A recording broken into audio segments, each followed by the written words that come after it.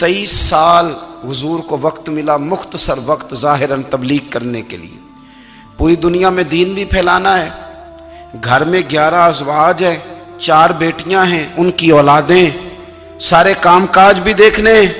لیکن سیدہ طیبہ طاہرہ حضرت عائشہ صدیقہ رضی اللہ تعالیٰ عنہ فرماتی ہیں سارا دن تبلیغ کرتے، ہر غلام کے دکھ سنتے، گھر میں آتے تو اپنے گھر والوں کا خیال کرتے، کام میں ہمارا ہاتھ بٹاتے۔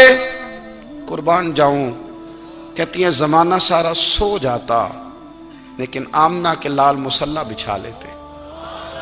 دنیا سو گئی، ساری سب سو گئے، جو خدام تھے، وہ جو غلام تھے، وہ سو گئے۔ صحیح مسلم میں لفظ ملیں گے، سیدہ پاک فرماتی ہیں او میرے نبی کے غلاموں، میں نے یہ رنگ بھی دیکھا ہے کہ حضور نے اتنا کھڑے رہے، اتنا قیام کیا، اتنا قیام کیا کہ مقدس پیروں میں ورم آ گئے، سوج گئے پیر۔ ہم سیر کرنے گئے تو تھک گئے، بات الگ ہے، لیکن عبادت میں یہ بھی تو مسلم شریف ہے نا، یہ بھی تو دین ہے نا، یہ بھی تو حضور کی سنت ہے، یہ بھی تو وہ چیز ہے جو کریم کی آنکھوں کی ٹھنڈک ہے۔ سیدہ فرماتی ہیں پیروں میں ورم آ گئے، اور ساری رات ہی حضور نے نماز پڑھی اور ایک ہی آیت بار بار دہرائی۔ مسجد نبوی میں بلال حبشی نے فجر کی اذان دے دی اور حضور ابھی مصلی پہ تھے، کریم فارغ ہوئے۔ میں نے عرض کی یا رسول اللہ صلی اللہ علیہ وسلم، آپ کے تو صدقے اللہ اگلے پچھلوں کے گناہ معاف کرے گا، تو آپ اتنی آہوزاری کیوں فرماتے ہیں؟ آپ تو شفیع ہیں، آپ تو انبیاء کے امام ہیں۔ تو حضور نے فرمایا عائشہ تم نے گنوایا ہے نا میرے اللہ کی مجھ پر کتنی رحمت ہے، افلا اکون عبدا شکورا، فرمایا اگر اس نے اتنی نعمتیں دی ہیں تو کیا میں اس کا شکر گزار بندہ نہ بنوں؟ میں شکر گزار بندہ نہ بنوں اس کا؟ پھر اگر اتنی نعمتیں اس نے دی ہیں، مجھے اتنا نوازا ہے، تو پھر میں اس کے سامنے سجدے نہ کروں؟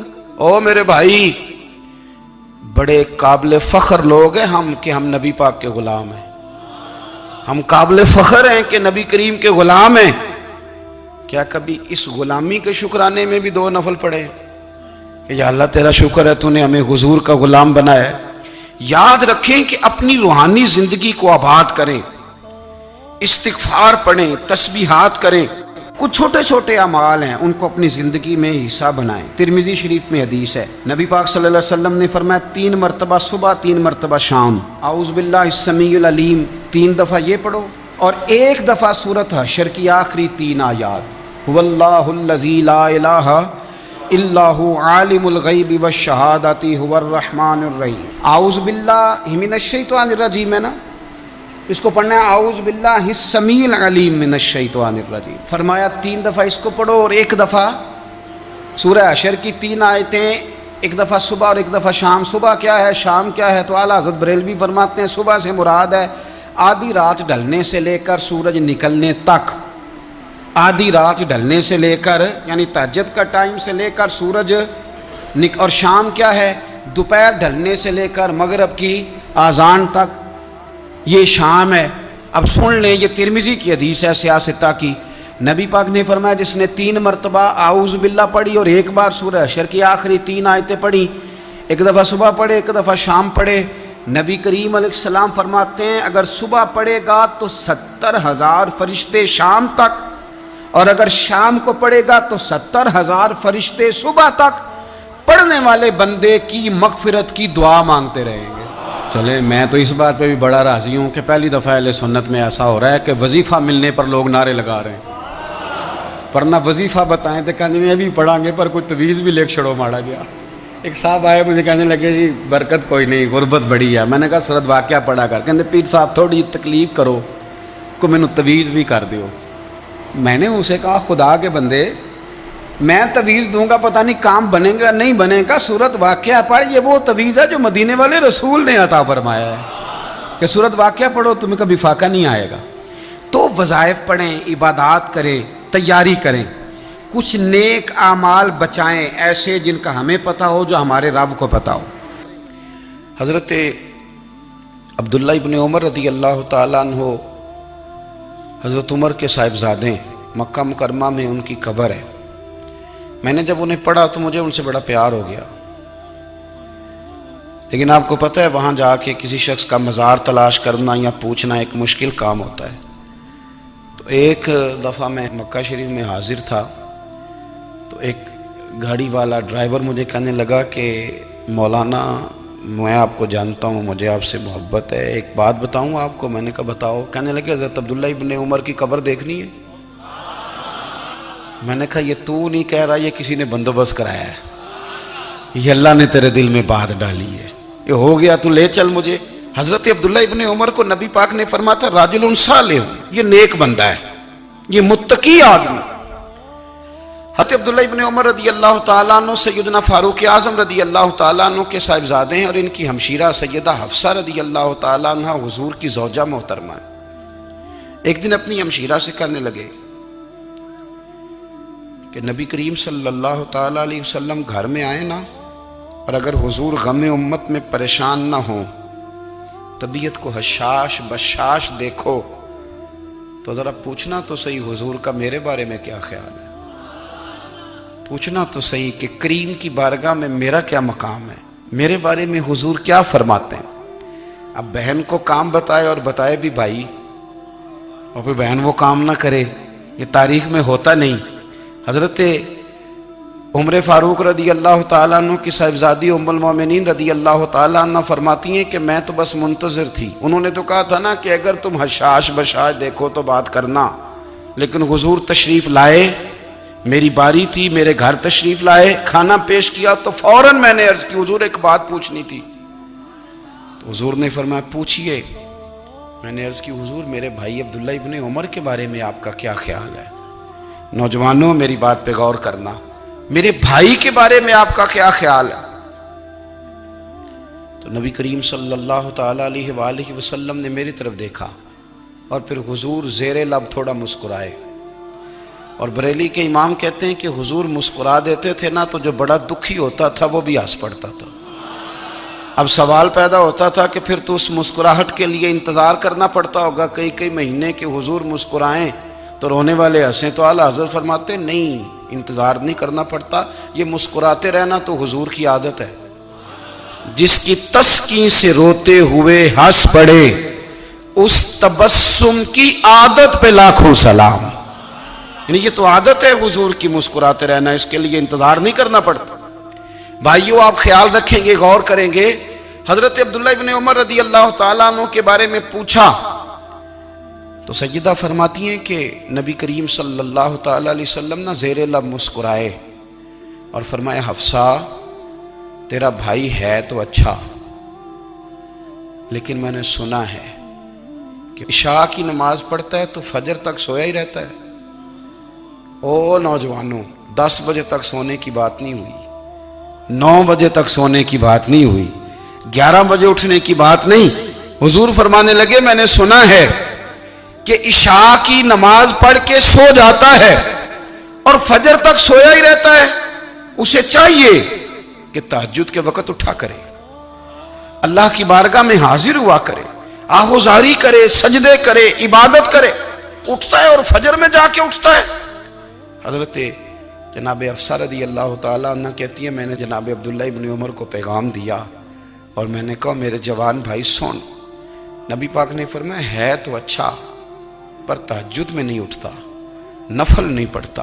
او میری ملت کے جوانوں، مزہ نہیں آ جاتا جب ساری دنیا سوئی ہو، ساری دنیا، اور بستر بھی گرم ہو اور نیند بھی پورا غلبہ کر رہی ہو، اور اچانک گھنٹی بجے دماغ میں، آنکھ کھلے، گھڑی پہ نظر پڑے، 3:30 4 بجے کا پیغام گھڑی بتائے، اور کوئی چڑھتی جوانی والا اٹھ کے وضو کرے، اور جب وہ مصلی کھول کے بچھائے تو مدینے والے محبوب کہتے ہیں کہ ہر نماز پہ رب ثواب دیتا ہے، اور جو اٹھ کے تہجد کی نماز پڑھے اسے دیکھ کے تو رب مسکراتا ہے، جو اس کی شان کے لائق ہے، جو اس کی شان کے لائق، وہ مسکراتا ہے، خوش ہوتا ہے کہ میرا بندہ تہجد میں اٹھ گیا، وہ مسکراتا ہے۔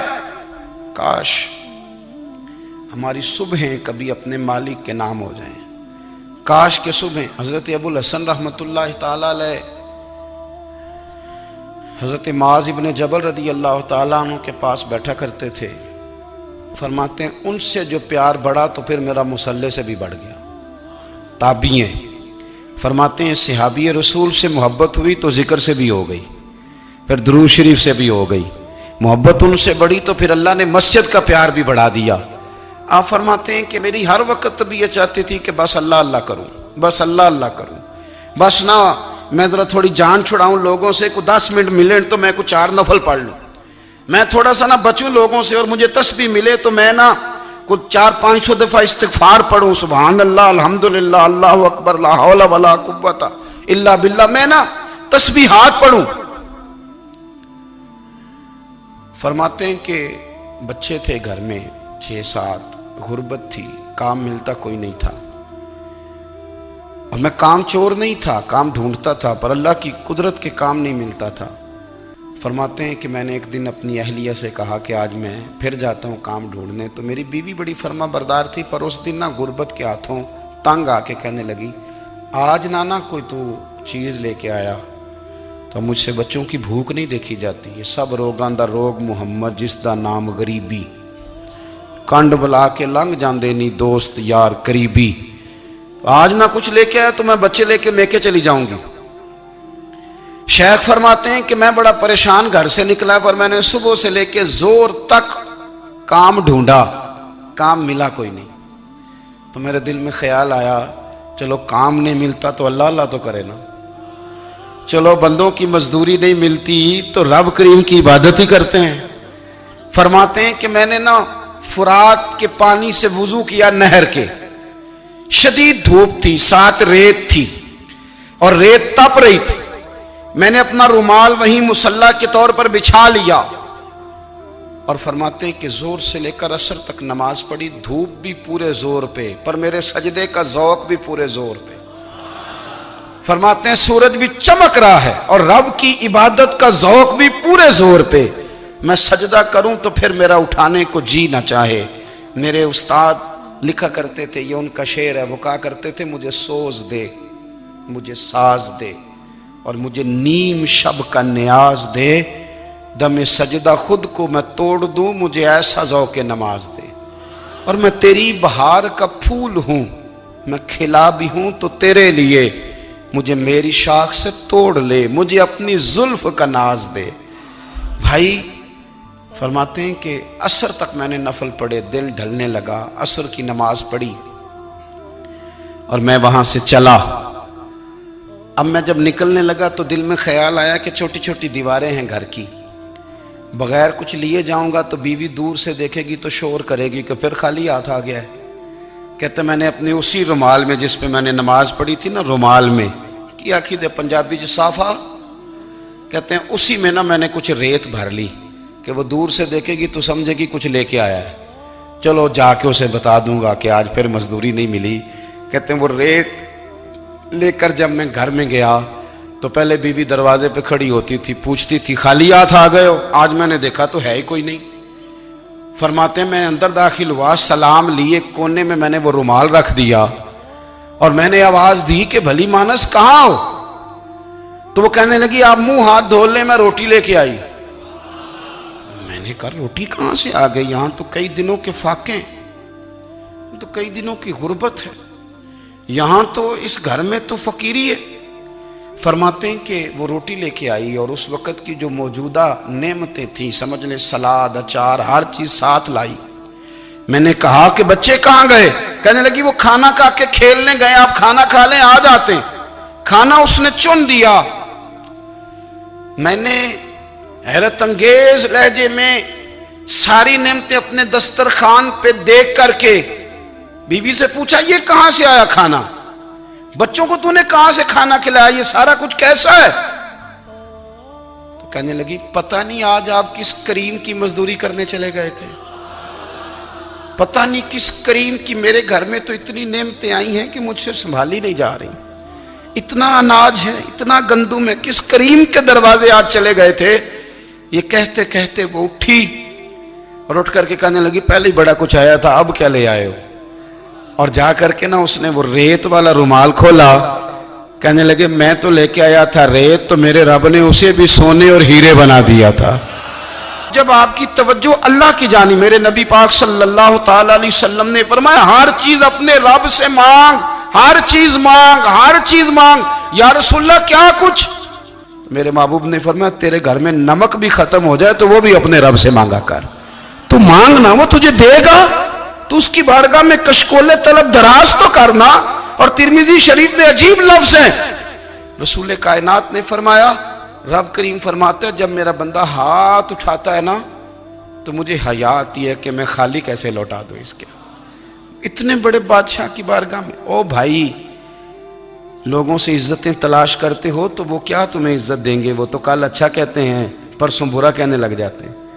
لوگوں کے سامنے گڈ بک میں آنا چاہو گے تو وہ تو سویرے تمہارے بارے میں کچھ کہیں گے، شام کچھ اور کہیں گے۔ اپنی روحانی زندگی آباد کریں، اپنے مسلح کو وقت دیں، اور دنیا سے چھپ کر اس موبائل کو بند کر کے اور اپنے آپ سے بھی چھپ کے اور تنہا ہو کے چھپا کے سارا کچھ اپنے آنسو اپنے رب کی بارگاہ میں پیش کریں، اس کے حضور حاضری دیں۔ سنو نا ترمذی کی حدیث، اور اسے یاد رکھنا، نبی پاک علیہ السلام نے فرمایا اپنے دکھ لوگوں کے سامنے نہ بیان کرنا، سیٹھوں نوابوں کو نہ بتاتے پھرنا، دنیا داروں کے سامنے جا کے نہ رونا کہ میں تکلیف میں ہوں۔ فرمایا اگر دنیا داروں کو دکھ بتاؤ گے رب تمہیں کبھی غنی نہیں کرے گا، اور لوگ ہیں کہ الٹا مذاق اڑائیں گے۔ آپ کی جس سے بڑی پکی یاری ہے نا، پکی، وہ تب تک پکی ہے جب تک آپ نے 50,000 مانگا نہیں، اور جس وقت آپ نے کہہ دیا کہ میں مجبور ہوں میری مدد کر تو پھر ختم ہو گئی دوستی۔ لوگوں کی تعلقات آپ کے ساتھ تب تک ہیں جب تک آپ ان سے کوئی ضرورت وابستہ نہیں کرتے۔ کریم محبوب فرمانے لگے بندوں کے سامنے دکھ نہ بیان کرنا، اللہ تجھے کبھی غنی نہیں کرے گا۔ تو اپنے دکھ اپنے رب کو بتا، تو دعائیں مانگ، تو اس کی بارگاہ میں حاضر ہو، تو اس کے حضور عرض کر۔ فرمایا اپنے دکھ اپنے رب کو بتا، وہ جلدی کرے یا دیر سے کرے تجھے ساری دنیا سے بے نیاز کر دے گا، تجھے کسی کا محتاج نہیں رہنے دے گا۔ اپنے مسلح کو، اپنی دعاؤں، ایک بزرگ فرماتے ہیں میں نے دعا مانگنے کا طریقہ اپنی بیوی سے سیکھا، دعا مانگنے کا طریقہ اپنی، سیکھنے والے تو اپنے بچوں سے بھی سیکھ لیتے ہیں، سیکھنے والے تو ہر ایک سے سیکھتے ہیں۔ وہ کہتے ہیں میں نے دعا مانگنے کا سلیقہ اپنی بیوی سے سیکھا ہے۔ حضرت وہ کس طرح؟ فرمانے لگے میری بیوی نے نا مجھے کوئی کام بتایا، کچھ پیسوں کی ضرورت کے لیے کہا، تو میں نے اسے کہا کہ بھئی ابھی میرے پاس نہیں ہے، کچھ دنوں میں آتے ہیں تو میں دے دوں گا۔ عورتوں کی عادت ہوتی ہے وہ بار بار یاد کراتی ہیں، 2-4 دنوں کے بعد پھر اس نے کہا حضرت وہ میں نے کہا تھا کچھ پیسے، میں نے اسے کہا کہ ابھی میرے پاس نہیں ہے، کچھ دنوں میں ملتے ہیں تو میں تمہیں دے دوں گا۔ اس نے کچھ دنوں کے بعد پھر کہا حضور وہ میں نے کچھ پیسے کہے تھے۔ فرماتے میں نے ڈانٹ دیا، میں نے کہا کہ کیا تو روز مجھے شرمندہ کرتی ہے، کہا نا میرے پاس نہیں ہے، ہوں گے تو دے دوں گا، تو روز یاد کراتی ہے۔ فرماتے ہیں اس نے پہلے تو میری ڈانٹ کو سہا، پھر میرے سخت جملوں نے اس کی آنکھوں میں آنسو پیدا کر دیے، پھر اس نے اپنے آنچل میں اپنے اس دکھ کو سمیٹا، اور پھر اس نے ایک جملہ کہا تو میں رو پڑا، اور مجھے اپنے رب سے مانگنے کا طریقہ آ گیا۔ مجھے کہنے لگی حضرت جی آپ نے ڈانٹ دیا میں نے سہ لیا، پر آپ ہی میرے شوہر ہیں، بتائیں نا آپ سے نہ کہوں تو میں کس سے جا کے کہوں۔ فرماتے ہیں میں رو پڑا، اور میں کھل کے رویا، اور میں تڑپ کے رویا، اور پھر میری سسکیاں بند گئیں۔ تو مجھے کہنے لگی آپ کو کیا ہوا؟ میں نے کہا مجھے بھی دعا مانگنی آ گئی ہے، جب میں اسے کہوں گا نا اللہ تو ہی میرا رب ہے، میں تجھ سے نہ کہوں تو میں کس سے جا کے کہوں؟ میں کیوں کسی بندے سے سوال کروں؟ میں کیوں کسی دنیا دار سے کہوں؟ میں تیرے بندوں کا، نیک بندوں کا وسیلہ لے کے، تیرے محبوب کی غلامی لے کے تیری بارگاہ میں آئیں، تجھ سے نہ مانگوں تو کس سے مانگوں؟ سمجھ آ گئی ہے؟ جب میں اس رنگ میں مانگوں گا تو پھر رب میرے اوپر بڑا ہی فضل فرمائے گا، وہ میرے اوپر بڑی رحمت کرے گا، وہ میرے لیے آسانیاں کرے۔ عزیز دوستو ہم اس طرح کرنے لگ گئے ہیں کہ ہم نے نا اپنے تعلقات پر اعتماد کرنا شروع کر دیا ہے۔ میرے تعلقات بہت ہیں، ہم نے اپنی دولت پر اعتماد کرنا شروع کر دیا ہے، میرے پاس دولت بہت ہے۔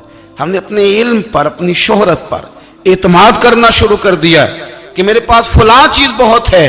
یاد رکھنا جب بے نیاز اپنی صفت بے نیازی دکھاتا ہے تو بڑی بڑی دولتوں والے مجبور نظر آتے ہیں۔ بھائیو، جب انسان کا رشتہ اپنے مالک کے ساتھ ہوتا ہے پھر تو غم بھی کچھ نہیں کہتے، پریشانیاں بھی کچھ نہیں کہتی، پھر تو زندگی صبر والی، پھر تو زندگی توکل والی، پھر تو زندگی بھروسے والی، پھر انسان اپنے آپ کو رسوا نہیں کرتا، دنیا داروں سے امیدیں اس کی ختم ہو جاتی، امیدیں اللہ رسول سے لگا لیتا ہے، مضبوط ہو جاتا ہے، مضبوط، طاقتور ہو جاتا ہے، خوددار ہو جاتا ہے، باوقار باعزت ہو جاتا ہے۔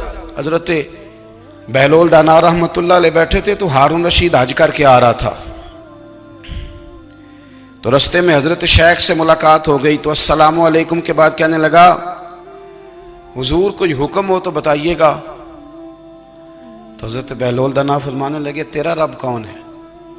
اس نے کہا اللہ۔ تو فرمایا میرا کون ہے؟ کہا اللہ۔ فرمانے لگے تو بڑا ہی بیوقوف ہے، کیا تو یہ سمجھتا ہے کہ رب ہارون رشید کو تو دے گا اور بہلول دانا کو بھول جائے گا؟ تیرا بھی وہی رب ہے، میرا بھی وہی رب ہے، اس نے اگر تجھے دے کے آزمایا ہے تو ہو سکتا ہے مجھے نہ دے کے آزما رہا ہو، جب اس کی حکمت کے تقاضے ہوں گے تو عطا کرے گا اور دے گا، تو جا اپنا کام کر۔ بھائی اپنی روحانی زندگی، اپنی عبادات، اپنے وظائف، اپنے روزمرہ کے معاملات، اپنی دعائیں، اپنا استغفار، دیکھو کوئی مشکل کام تو نہیں، 2 رکوع ہیں سورہ واقعہ کے اگر رات کو پڑھ لی جائے تو۔ میں کس طرح یہ بات بیان کروں کہ تعویذ بانٹنا آسان ہے اور وظیفہ بتانا مشکل ہے؟